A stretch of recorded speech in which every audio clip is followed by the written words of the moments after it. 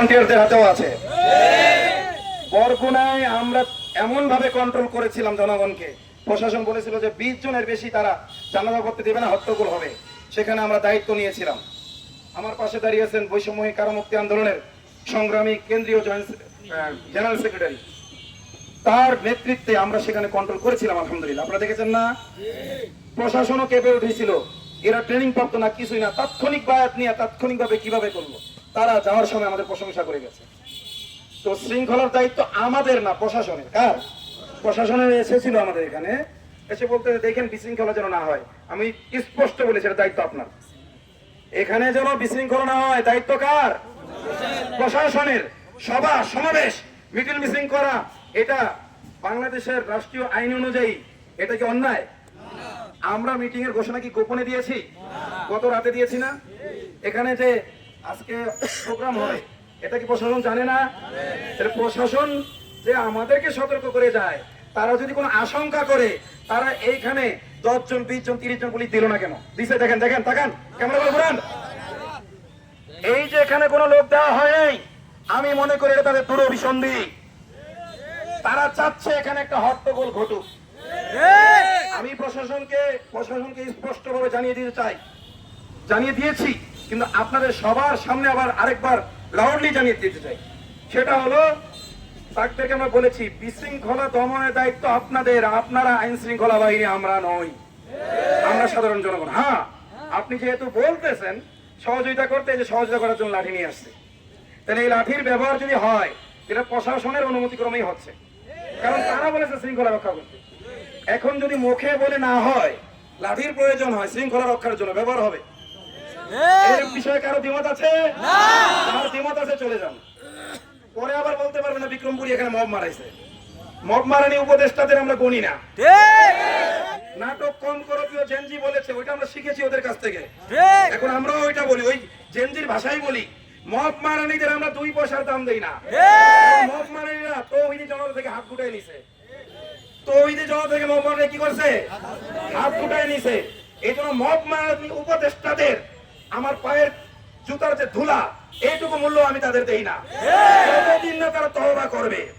কারণ এই জুলাই আন্দোলনে তৌহিদি জনতার লাশের সংখ্যা ছিল 99টা, 2-1টা এদিক ওদিক হইতে পারে। 100টার মধ্যে 99টাই ছিল কি? তৌহিদি জনতা। তৌহিদি জনতার লাশের উপরে সিংহাসন বানাইছে, বলে তৌহিদি জনতা থেকে হাত ঘটে নিলাম। কেন? তসলিমা নাসরিনের পরিবিরোধিতা কেন করলো? এই জন্য কি জুলাই আন্দোলন হয়েছে? যাই হোক, প্রসঙ্গ অন্যদিকে নিতে যাচ্ছি না। এই জন্য সাবধান করে দেই, আমি শুধু কথা বলতেছি না, আমি প্রত্যেকটা চোখের দিকে তাকাচ্ছি। চোখের অভিব্যক্তি দেখে আমি বুঝতে পারি আলহামদুলিল্লাহ। এটুকু জ্ঞান যোগ্যতা আল্লাহ আমাকে দিয়েছে। তোমরা আমাকে যত পাগল ছাগলই মনে করো না কেন, সাইকো মনে করোই না কেন, আমার আচরণ খাকি পোশাকধারীদের দেখলেই চেঞ্জ হয়। এর কারণ হলো আয়না ঘরে গিয়েছিলাম যখন, সব ধরনের খাকি পোশাকধারীদের আসল রূপ আমি দেখে এসেছি। এখনো তাদের আচরণ পরিবর্তন হয় নাই। তাদের আচরণ পরিবর্তন হইলে আমরা এমনি সুস্থ হয়ে যাব। তাছাড়া যদি আমি সাইকোই হয়ে থাকি, আমার আয়না ঘরে হাসিনা নিয়ে সাইকো বানাইছে। এই ইন্টারিম গভর্নমেন্টের দায়িত্ব ছিল আমাকে চিকিৎসা দেওয়া। যদি তারা আমাকে আসলেই কি মনে করে, তারা বলে দেয়, নির্দেশনা দিয়ে দেয় সাইকোর প্রোগ্রাম কভার করবেন না, মিডিয়াকে বলে দেয় এলো সাইকো, এর প্রোগ্রাম কভার করবেন না। আমাকে সাইকো বানিয়েছে খুনি হাসিনা, ফ্যাসিস্ট হাসিনা, আয়না ঘরে রেখে, এবং কারাগারে আমাকে এত বেশি নির্যাতন করা হয়েছে, আয়না ঘরের চেয়ে বেশি। ফাঁসির কন্ডেম সেলে আমাকে বছর বেশি রাখা হয়েছে।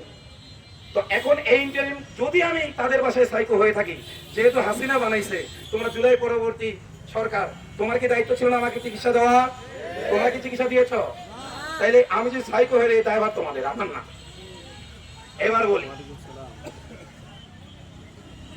আমি ছিলাম ময়মনসিংহ এক প্রোগ্রামে, কিশোরগঞ্জে জসিমউদ্দিন রহমান সাহেবের প্রোগ্রাম ছিল, ওটা শেষ করি ময়মনসিংহ আরেকটা প্রোগ্রাম, ওখানে গিয়েছি মাগরিবের পর প্রোগ্রাম। আসরের একটু আগে দেখছি ফেসবুকে একটা আমাকে বারবার মেনশন দেওয়া হচ্ছে মাওলানা আনিসুর রহমান ভাইয়ের পোস্টে। পরবর্তীতে ওনার সাথে আমার কথা হয়, উনি বলতেছেন, ভাই আমরা এখানে খুব একটা সমস্যার মধ্যে আছি, অনেক জায়গায় দৌড়াদৌড়ি করতেছি, সেরকম সাড়া পাচ্ছি না। নিজেকে আমরা যখন থানায় যাই, থানায় যাওয়ার পরে আমাদেরকে মনে হচ্ছে আমরা এতিম, আর আমরা এতটা দুর্বল হয়ে গেছি। ওনারা আমাদেরকে মানুষে মনে করতেছিল না। লাস্টে আমি চিন্তা করলাম যে এখানে যদি বিক্রমপুরী ভাই আসতো তাহলে হয়তো আমাদের একটু উপকার হইতো। তো উনি যখন আমাকে আসতে আমন্ত্রণ করেন তখন আমি আমার প্রোগ্রাম ক্যান্সেল করে এসেছি। ওইখানে তিনি ভাইদের আমি বুঝাইছি এই প্রোগ্রামের উদ্দেশ্যই তো দিনে সৈনিক তৈরি করা। এখন যখন দিনের টাকা আসছে এখন আমাদের কি করা দরকার, এই মুহূর্তে কি দরকার নাই, প্রোগ্রামটা স্থগিত রাখি ওখানে যাই। তো তাদের কাছ থেকে বিদায় নিয়ে প্রোগ্রাম না করে আমি ওখান থেকে ব্যাক করেছি। আমি আসলাম, আমি আসার মুহূর্তে ভাইকে আমি একটা পরামর্শ দিয়েছিলাম, এটা আপনার জানা দরকার, এই ধরনের স্টেপে আপনারাও করবেন। ভাইকে আমি পরামর্শ দিলাম, আমি যখন পোস্ট দেব পুলিশ কিন্তু দ্রুত তাড়াহুড়া করে একটা মামলা লেখার চেষ্টা করবে। যদি মামলা লেখে, আর না লেখলে তো লিখলই না, আপনি ওইখানে থাকবেন, আমি আসা পর্যন্ত ওটাকে স্থগিত রাখবেন। আমি দেখবো এজারটা পরে এজারটা ঠিক আছে কিনা, কারণ ওনারা তো আইন কানুন নিয়ে কাজ করে না, আমরা টুকটাক করতে করতে কিছুটা শিখছি। তো পানি দিয়ে তো উনি অনেকক্ষণ ওখানে থাকার পরে আমিও জ্যামে পড়ে গেছি। ভাই আমাকে রিসিভ করতে যায় কিছু সময়ের জন্য, যে উনি কালিয়াকৈর থানা থেকে আমাকে রিসিভ করতে আসছে গাজীপুরে। একটা কার ইনটেক করে হ্যাঁ একটু ভালোভাবে দাঁড়াইতে যাবেন।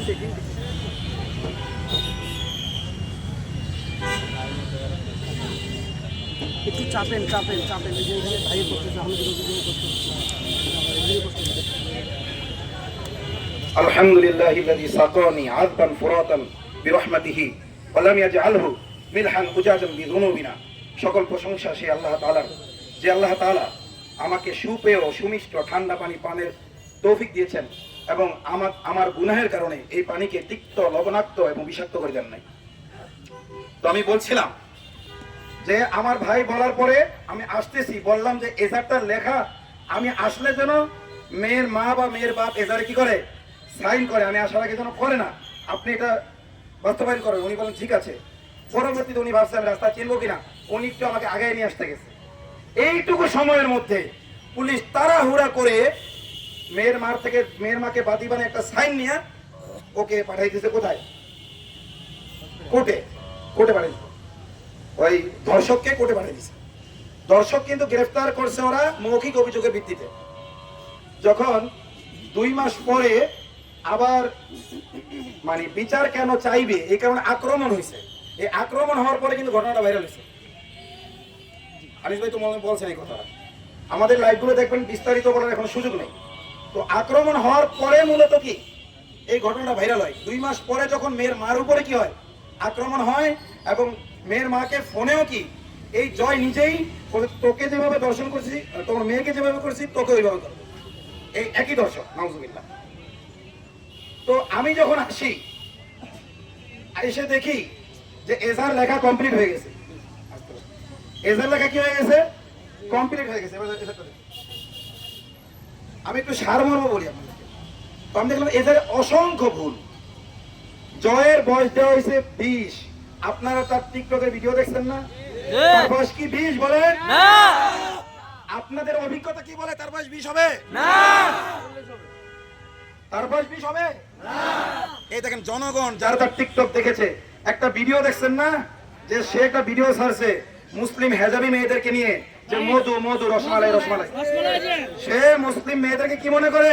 রসমালাই, নাউজুবিল্লাহ। এরপরে আরেকটা ভিডিওতে কিভাবে সে মুসলিম মেয়ে রেপ করে নিয়মিত, অন্যদেরকে ট্রেনিং দিচ্ছে ওই ভিডিওতে, অন্যদেরকে শিখাচ্ছে আমার মতো তোমরা এভাবে ভিডিও করবা, মানে রেপ করবা। সে একটা রেপিস্ট না, শুধু রেপিস্টের ট্রেনার। সে কি দেয়? এরপর তার মদ খাওয়ার ভিডিও, সে ইন্ডিয়া নিয়মিত যাচ্ছে আসছে।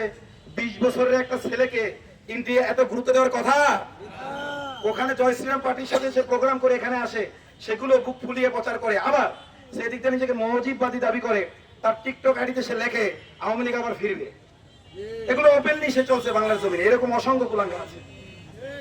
তো যাই হোক, তো এই ছেলেটার বয়স 20 কি হতে পারে?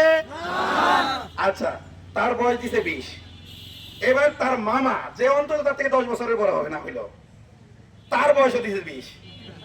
তার মানে মামু ভাই নাকি একই তারিখে জন্ম নিল। কি বিষয়টা এমন হলো না? মামু ভাই একই তারিখে জন্ম নিছে, একই ডেটে। তো মামুরও বয়স 20, ভাগনারও বয়স কি?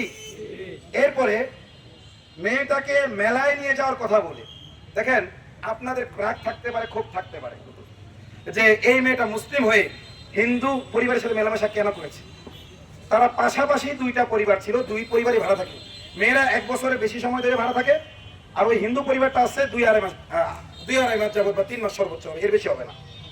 এখন ওই লোকনাথ এবং তার বউ ওই বাড়িতে ভাড়া থাকে। লোকনাথের ভাগিনা হলো জয় কুমার দাস, এটা হলো পুলিশের এজারে আছে, আর তার টিকটকে আইডিয়াতে আছে জয় কুমার রায়। তো এই কুলাঙ্গার চাকরির সুবাদে, চাকরি খুঁজতে নাকি আইছে, ওই বাড়িতে থাকতেছিল। এই মেয়েটাকে চকলেট দেয়, এই মেয়েটার ছোট ভাইও আছে, তাদেরকে চকলেট দেয়, বিস্কুট দেয়, বসে বসে লুডু খেলে। এখন আপনারা বলতে পারেন হিন্দুদের সাথে মাখামাখি করছে ওর দোষ। আমি বলি দোষ ওদের না, দোষ তাদের যারা মন্দিরে গিয়ে বলতেছে রোজা আর পূজা এক। এই ধর্ষণে সহযোগী তারাও। আল্লাহ বলেছেন ইন্নামাল মুশরিকুনা নাজাস, নিশ্চয়ই মুশরিকরা নাপাক। পায়খানা যেমন নাপাক, ওখান থেকে দূরে থাকতে হবে। মুশরিকরা এমন নাপাক, রাসূল বলেছেন মুশরিকদের যে চুলার ধোঁয়া, তোমাদের চুলার ধোঁয়া যখন আকাশে উড়ে যাবে, তখন উড়ে যাওয়ার সময়ের জন্য দুইটা ধোঁয়া একত্রিত না হয়, এত দূরে থাকতে হবে। আল্লাহ বলেছেন ইন্নামাল মুশরিকুনা নাজাস ফাজতানিবুর রিজসা মিনাল আওসান, তোমরা মূর্তির অপবিত্রতা থেকে বাঁচো।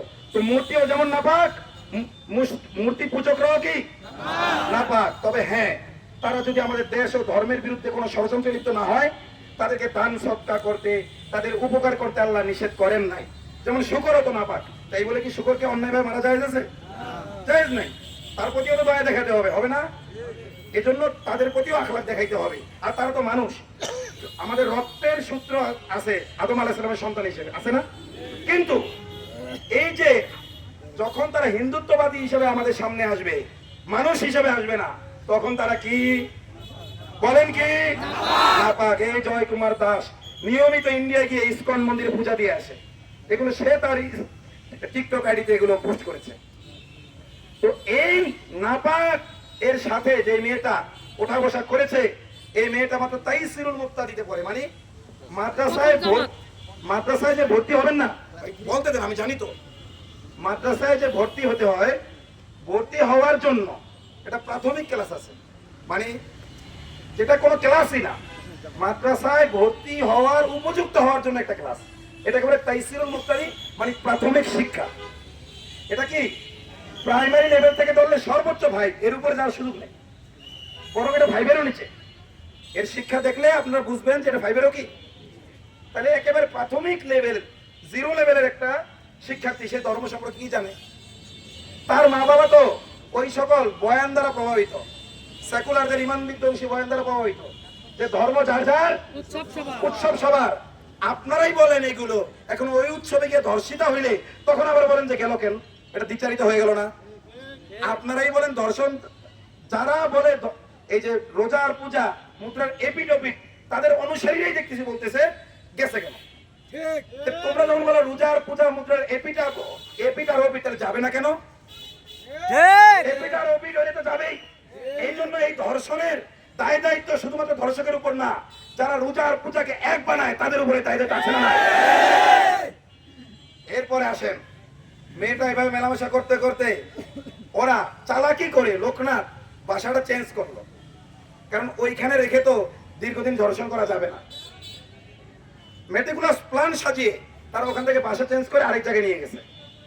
এখন ওই লোকনাথের বউ এই মেয়ের মায়ের যে মোবাইল আছে, যেটা ওনারা গার্মেন্টসে চলে গেলে ওটা বাসাই থাকে মোবাইলটা, ওইখানে ভিডিও কল দেয়। মেয়ের মাও দেখছে, মেয়ের বাপও দেখছে।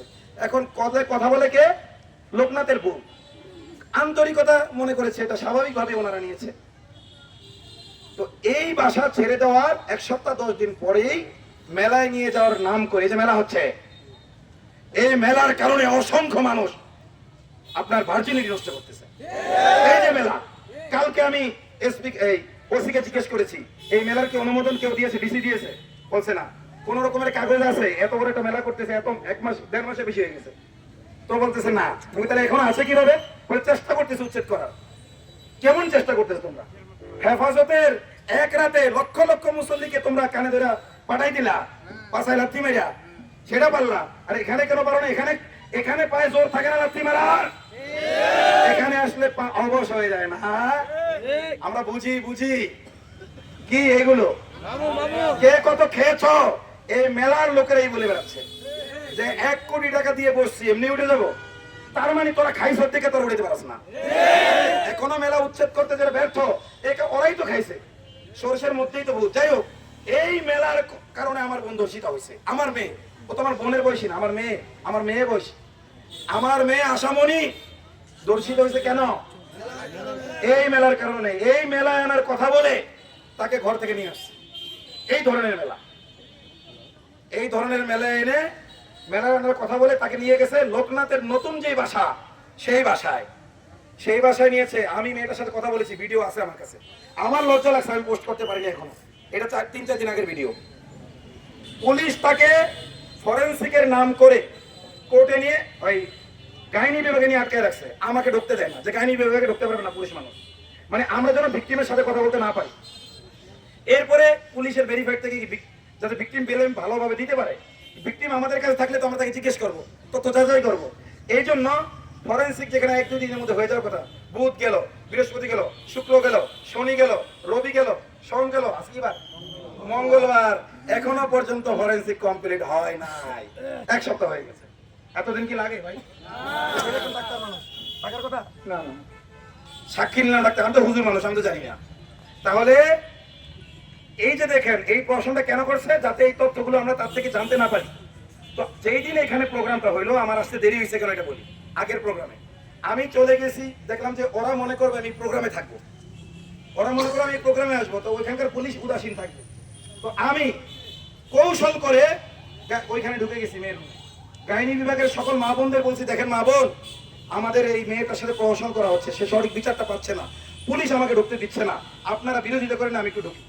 প্রত্যেকটা মা বোন আমাকে স্বতঃস্ফূর্তভাবে ঢোকার অনুমতি, হুজুর আসেন, যতক্ষণ মনে হচ্ছে আপনি তার কথা বলে ইন্টারভিউ নেবেন। তখন মেয়েটাকে আমি জিজ্ঞেস করলাম যে তোমার সাথে কিভাবে কি হয়েছে বলো। আমার কাছে ভিডিও আছে, আমি পোস্ট করতে পারিনি এখনো, আমার বিবেকে বাড়তেছে কিভাবে পোস্ট করবো। এক কান্নার ভিডিও ট্রমা আমি নিতে পারতেছি না। তো ওইখানে মেয়েটা স্পষ্ট বলতেছে যে আমাকে মেলায় নিয়ে যাওয়ার কথা বলে ওর বাড়ির কাছাকাছি নিয়ে যায়, তো ও তার ওর বাড়ি চেনে না, তো রাস্তায় নিয়ে জোর করে বোরকা খুলে ফেলতেছিল। তো আমি বাধা দিচ্ছি, সে শোনে নেই। জোর করে কি করে ফেলছে?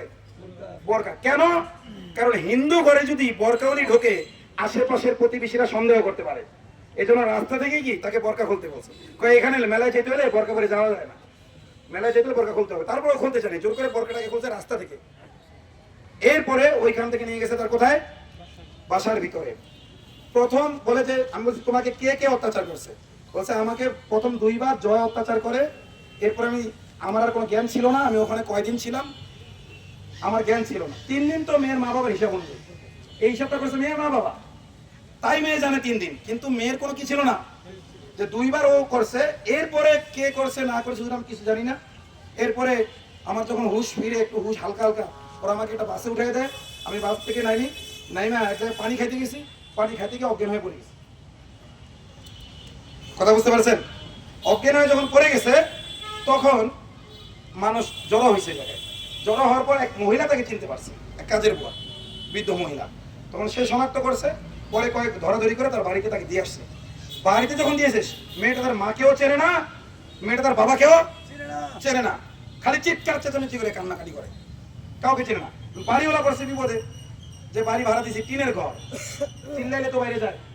বাড়িওয়ালা বলতেছে তোমার মেয়ে গুম ছিল, মিসিং ছিল, এখন এই অবস্থা, তো একে নিয়ে তুমি বাড়ি চলে যাও, সুস্থ হইলে নিয়ে আসো। ওই দিক দিয়া ইসকন হুমকি দিচ্ছে, তোকে যেভাবে দর্শন করছি তোর মেয়েকে যেভাবে তোকে ওইভাবে করবো, আর তোর স্বামীরও শেষ করবো। এই রেকর্ড আছে আমাদের কাছে। গতকাল আমরা এই রেকর্ড আলহামদুলিল্লাহ উদ্ধার করছি, বলেন আলহামদুলিল্লাহ। আলহামদুলিল্লাহ। আমি বলেছি না পুলিশ তোমরা সাপ, আমি হলো সাপুরে, এই সাপুরের কাছে ধরা খেতে হবে। আমার বাপ ছোটবেলায় অনেক সাপ ধরতো, আমি আমার বাপের দেখা দেখি সাপ ধরছি, নেটেও আমার বাপের সাপ ধরার ভিডিও আছে। তো আমিও সাপ ধরতাম। যেই দিন আমার বাপ হাদিস দেখছে যে সাপ মারতে হয়, ধরতে হয় না, সেদিন থেকে বাপ তওবা করছে, বাপ আমিও ধরবো না, তুমিও ধরো না। কিন্তু সাপ ধরার একটা আলাদা ফিলিংস আছে। এখন পুলিশ ধরে ওই ফিলিংসটা আমি পাই। এই জন্য রাসূল সাপের সাথে শয়তানকে তুলনা করেছেন, শয়তানের সাথে সাপকে তুলনা করেছেন। সাপের পরে বা সাপের মতো শয়তানের সাথে দৃশ্যমান কেউ যদি থাকে, সে হলো এই খাকি পোশাকধারীরা, এই বিভিন্ন বাহিনীর লোকগুলো। আল্লাহ এদেরকে হেদায়েত দান করুক। যাদের কপালে হেদায়েত নেই ঐশীর বাবারা যেভাবে ধ্বংস হয়েছে সেভাবে তারা ধ্বংস হয়ে যায়, সন্তানের হাতে তারা নির্মম ভাবে মৃত্যুবরণ করুক। পরিবারকে খাওয়ানোর জন্যই তো এগুলো করে, তাহলে যেন ওই পরিবারের দ্বারাই তারা ধ্বংসিত হয়। সবাই দোয়া করবে। এর আগে তৌহিদি জনতা কিনে দোয়া করছিলাম না, দেখেন নাগেশ্বরীতে দুইটা ইষ্ট করছে, পরপর দুইটা পড়ছে, পরে এসপি নিজে এসে মাপ চাইছে, এসপি এসে মাপ চাইছে। আমি বলছি আমার একার কাছে মাপ চাইলে হবে না, যখন দেখছে মরা শুরু হয়েছে আমার কাছে এসে মাপ চাইছে। এরপরে গেছে আবার কোথায়, আমি বলছি আমার কাছে এলে হবে না, ওই ভিক্টিমের বাড়ি যেতে হবে। ভিক্টিমের বাড়ি যেয়ে মাপ চাইছে, মায়ের কাছে মাপ চাইছে, বাপের কাছে মাপ চাইছে। বলছে আমার ডিপার্টমেন্টের লোক পর্দা আসলে বোঝে না, কারণ আমরা তো জামাত ইসলামের পর্দা দেখি, পর্দা তো চেহারা খোলা যায় মনে করছি, আপনারা যে খাস পর্দাটা করেন এটা আসলে আমরা বুঝি নাই, এই কারণে আমরা কি না বুঝা করে ফেলাইছি। তো ওনারাও মাফ করে দিয়েছে, ওইটা মাফ হয়েছে, কিন্তু আরো কিছু হিসাব কিতাব বাকি আছে। কুড়িগ্রাম যাবো ইনশাল্লাহ, আপনারা সাথে থাকবেন তো, পালাবেন না তো? ঠিক আছে। ওবায়দুল কাদের বলেছিল না তার অনুসারীরা পালাইছে, ওইরকম হবে? সেও পালাইছে, তার অনুসারীরাও পালাইছে, ওইরকম কি হবে? আচ্ছা, কি কোন পর্যন্ত বলছিলাম ঘটনা? আচ্ছা মেয়ে আসতেছে, আচ্ছা আচ্ছা, হ্যাঁ হ্যাঁ রেকর্ডিং আলহামদুলিল্লাহ উদ্ধার হয়েছে।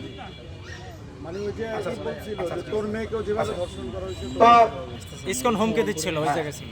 এইভাবে একের পর এক হুমকির কারণে ওনারা বাড়ি ছেড়ে করে 2 মাস দূরে ছিল।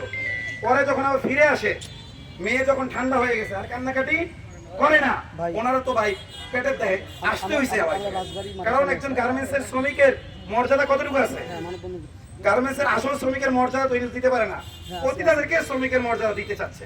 আসল যারা শ্রমিক তাদের অধিকারের নামে খবর নাই, আর যারা পতিতা তাদের অধিকার নিয়ে ব্যস্ত। দেখেন জায়গা পতিতাদের অধিকার দিলে জায়গায় জায়গায় পতিতালয় হবে, আমার বোনের মতো আশামণিদেরকে ধরে ধরে ওখানে নিয়ে বলবে একটা পতিতা, তাই এটা হয়েছে।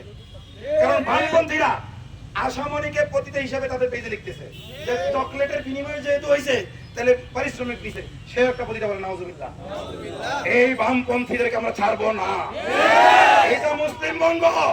আমাদের বোনকে যারা পতিতা বলে প্রেম দিয়েছ, তোমাদের প্রত্যেকটা আইডিকে শনাক্ত করে রাখা হবে, প্রত্যেকের আইডেন্টিফাই করা হবে, প্রত্যেককে আইনের আওতায় নিয়ে আসা হবে।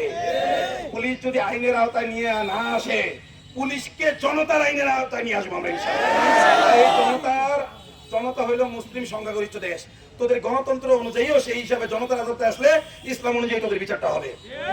তার আগে তোরা তোদের রাস্তা দেখ, তোরা কি করবি। তো এখন আশামণিকে আপনার যখন দ্বিতীয়বার আনা হইল, ওই সময় থেকেই যখন হট্টগোলটা লাগলো, তখন থেকে মাওলানা আনিস জানছে, তখন থেকে মামলাটা প্রক্রিয়া শুরু হয়েছে। এখন আমার বোনকে ওরা ফরেন্সিকের নামে ভিতরে রেখে আমাদের কথা বলতে দিচ্ছে না, আর একের পর এক মিথ্যা তথ্য বানাচ্ছে। মেয়েটা আমাকে বলেছে হুজুর আমাকে চাপ দিয়েছে আমি যেন বলি যে আমি কি পালাই গেছি, 2 বার এর আগে কি স্বেচ্ছায় পালাইছি, স্বেচ্ছায় ফিরে আইছি, এটার জন্য কোর্টে নিয়ে আমাকে চাপ দিচ্ছে। মেয়েটা আমাকে বলছে আমি যেন বলি ওর সাথে আমার গভীর প্রেমের সম্পর্ক ছিল। তখন আমি বলছি প্রেমের সম্পর্ক আসলেই ছিল, সত্য বল। ও বলছে না। আমি ধরে নিলাম আমি একজন আলেম হিসেবে ও হয়তো বলতে লজ্জা পাচ্ছে, চকলেট খাওয়াইছে, বিস্কুট খাইছে, ছোট মানুষ, কিছু না কিছু ফিলিংস আসতেই পারে, অসম্ভব কিছু না, অসম্ভব কিছু। ওই ফিলিংসটাকে যদি তোমরা প্রেম ধরে নাও, ওইটাকে যদি প্রেম ধরে নাও, আর এই কারণে যদি সে বিচার না পায়, তাহলে 13 বছরের মেয়ে বিয়ে করতে দাও না কেন?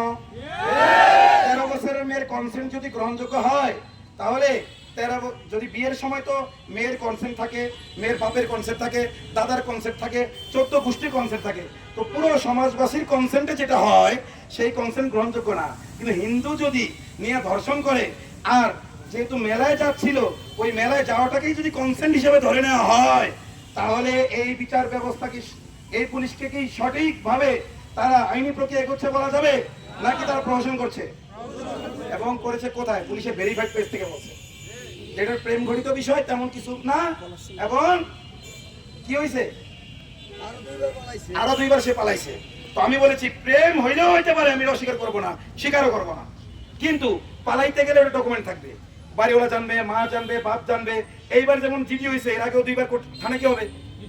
তো আমরা অনেক তদন্ত করেছি, তার মা বলেছে না, বাপ বলেছে না, বাড়িওয়ালা বলেছে না, আত্মীয় সবাই বলেছে কি না এরকম কোন ঘটনা ইতিপূর্বে ঘটে নাই, এইবারই প্রথম হয়েছে। আর যেই দিন ঘটনা হয়েছে ওই দিনই কি থানায় জিডি হয়েছে। এরপরে দেখেন তারা ধর্ষকের ব্যাপারে লিখছে যে তারা ধর্ষক নাকি জখমই ছিল। কি ছিল? ধর্ষক জখমই ছিল, অথচ ধর্ষককে গ্রেফতার করেছে পুলিশ। যদি জখমই হয়েই থাকে, আচ্ছা ঠিক আছে, ধর্ষক যদি জখমই হয়েই থাকে তাহলে তোমরা গ্রেফতার করেছো না জনগণ গ্রেফতার করেছে? জনগণ তো গ্রেফতার করে নাই, পুলিশ যা গ্রেফতার করেছে। তাহলে জখমই বানাইলে তোমরা বানাইছো। তাহলে লেখো যে দর্শক পালাচ্ছিল তাকে ধরতে গিয়ে জখমই হয়েছে, এটা লেখো। যদি তোমরা ধরতে গিয়ে থাকো, সে উষ্ঠাকায় পড়ে গিয়ে থাকে, কোন আঘাত লেগেও থাকে, আমরা দেখি নাই আঘাত, আমরা দেখি নাই, আমরা কোনো মেডিকেল সার্টিফিকেটও পাইনি দর্শকের যে আঘাত ছিল, তারপরে তোমরা বলছো। তাহলে এখন কিভাবে আঘাত হলে কেন লেখো নাই? তার মানে ঢাল মে কুছ কালা হ্যায়। এটা তাই আমরা যারা মেয়ের পাশে দাঁড়াচ্ছি আমাদের উপর চাপাতে চায় যে এরাই জখমই করে। অথচ আপনারা দেখছেন আমি সবসময় লাইভে থাকি, কেন অনেকে বিরক্ত হয়? লাইভে থাকার কারণে হলো যাতে আমরা মব না করলেও মবের অভিযোগ দেবে এরা, এই জন্য সবসময় লাইভে থাকি। বিরক্ত হইলে ব্লক করে দেন আমারে, কিন্তু আমি আমার নিরাপত্তার জন্য থাকি। কালকে যে ঘটনাটা ওখানে ঘটছে, কি করতো এটাকে? মব বানাই তো কি বানাই করতো, ভিডিও না থাকলে মব বানাই তো চেষ্টাও করছিলাম। তো যাই হোক, এই প্রহসনগুলোর কারণে আমি আরো অনেক তথ্য আছে। 8 পৃষ্ঠার মিথ্যা কথা, ডক্টর ভাই কথা বলবে, এই জন্য আমি কথা বলবো না। 8 পৃষ্ঠার কি? আমার ওস্তাদে মোহতারাম তিনি আমাকে বলতেন, আতর রহমান 5 টাকার মিথ্যা কথা কিনে নিয়ে আসো। আমি বলতাম 5 টাকার মিথ্যা কথা মানে কি? বলছে পেপার, পত্রিকা কিনে নিয়ে আসো। আগে জনগণ এর মধ্যে কোনো দুষ্কৃতিকারী মিথ্যা প্রচার করলে সাংবাদিকদের দায়িত্ব ছিল সত্য উদ্ঘাটন করা। এখন সাংবাদিকরা মিথ্যা প্রচার করে, জনগণ কি করে? আগে আমরা সাধারণ মানুষ বেআইনি কাজ করলে পুলিশের দায়িত্ব ছিল আইন শেখানো। এখন পুলিশ বেআইনি কাজ করে, আমরা ওদের কি শেখাই? তাহলে ওই পোশাক তো আমাদের দেওয়া দরকার। কালকে ডিসি অফিসে বলেছি, বলতে দেখেন আপনি কি বলবো, আমাদের তো প্রায় সবই এইখান থেকে উঠে আসতেছে, এই দেশেরই তো মানুষ। এরে বাদ দিয়ে ওরে নেবো, আমাকে কেন এরে বাদ দিয়ে ওরে নেবেন কেন? এদের ভালো চোখে পারেন না? আপনারা তো আসেন না, নেন আমাকে, নেন আমাকে। দেখেন দেখে যে আপনার ওই চেয়ে আমাকে বসতে দেন, এই গাজীপুর 2 দিনের মধ্যে চেঞ্জ করে দেবো, বসানো মানে ওখানে বসাবেন না তো? বলছে আপনারা আসেন না কেন? আমি তো আমার যে সার্টিফিকেট দেওয়া হাদিস, এটা মূলা দিছে হাসিনা, ওটার তো কোনো গেজেটের কিছু নাই, আছে দিয়ে দেখেন তারপরে কি করি। শুধু গাজীপুর না, পুরো বাংলাদেশকে 1 সপ্তাহের মধ্যে ঠিক করে দেবো। 1 সপ্তাহ বললাম, 1 সপ্তাহ। এই যে তাকায় আছি, কোনো বিশৃঙ্খলা হয়েছে? শুধু চোখ দিয়ে কন্ট্রোল করতেছি তোদেরকে, কথা বোঝো নাই? তাহলে যদি আমাদেরকে পাওয়ার আসে, কন্ট্রোলটা কিভাবে হবে? বাংলাদেশের ধর্ষণ প্রায় শূন্যের কোঠায় নেমে আসবে ইনশাআল্লাহ। জুলুম প্রায় শূন্যের কোঠায় নেমে আসবে, যদি তৌহিদি জনতা ক্ষমতায় যায়।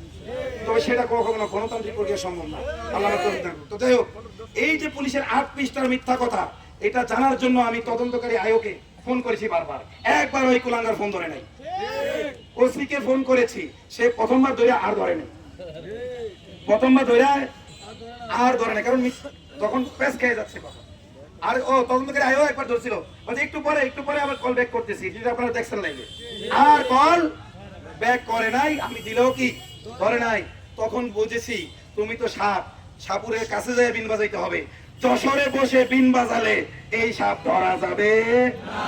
তাই কাছে চলে আসলাম এবং জানায় আসছি এই জন্য যাতে ওরা ভুল একটু বেশি করে আর যাতে ওদের পাপে ওরা বেশি ডোবে। নাহলে আমি হঠাৎ করে এসা কালিকা থানায় উঠতে পারতাম একা একা, আমি ওইভাবে উঠি নাই।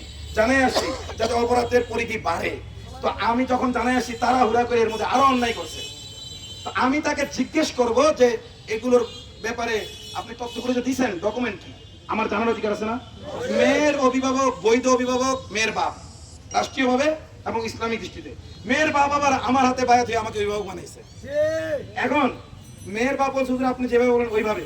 মেয়ের বাপ আয়োকে ফোন দিছে, বলতেছে আপনি আসেন, আমার হুজুর কথা বলবে। এরপর থেকে ও পলায় থাকে।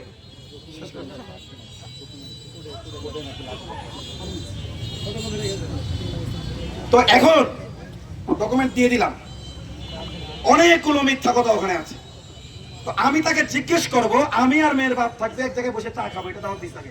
সে আমাদের চা দাওয়াত গ্রহণ করে না, সে আমাকে চা না খাওয়াইয়া আর মানে কিছু লোককে ভাতের হোটেলে ডাকে, যাতে তাদেরকে আমার বিরুদ্ধে খেপানো যায়। তো যারা গিয়েছিল ভাতের হোটেলে, তারা প্রথমে বুঝতে পারে না, পরে আমার কাছে সরি বলছে যে হুজুর আমরা আসলে বুঝতে পারিনি। ওসি সাহেব ডাকছে গেছি, সে যেভাবে ভাতের আয়োজন করবে, আবার আমাদেরকে আপনার বিরুদ্ধে ব্যবহারের চেষ্টা করবে, আমরা আসলে বুঝি নাই। ওসি সাহেব ধরাই দিয়েছিল গুন্ডা, বলেন যে বিক্রমপুরী রে উনি চলে যাক, আপনারা আছেন আপনাদের নিয়ে সমাধান করবো। তো আমরা সেটাই বলছি, এই আগামাতে আমরা জানতাম না, ওনারা সরি বলছে, আল্লাহ ওনাদের ক্ষমা করুন। এটা হতেই পারে, এটা ওনাদের দোষ না, এটা ওসির ষড়যন্ত্র। ওসি আলেমদের মধ্যে মানে ডিভাইড করার জন্য এই ষড়যন্ত্র চালিয়েছে।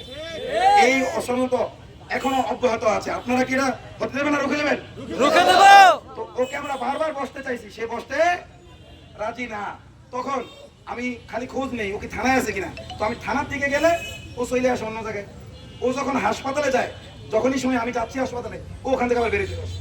আল্লাহর কি মেহরবানি, অন্য কোনো কাজে আসছি, মেয়ের মা ফোন করছে, হুজুর হুজুর আইছে, ও এখন নিতে চলে যাচ্ছে।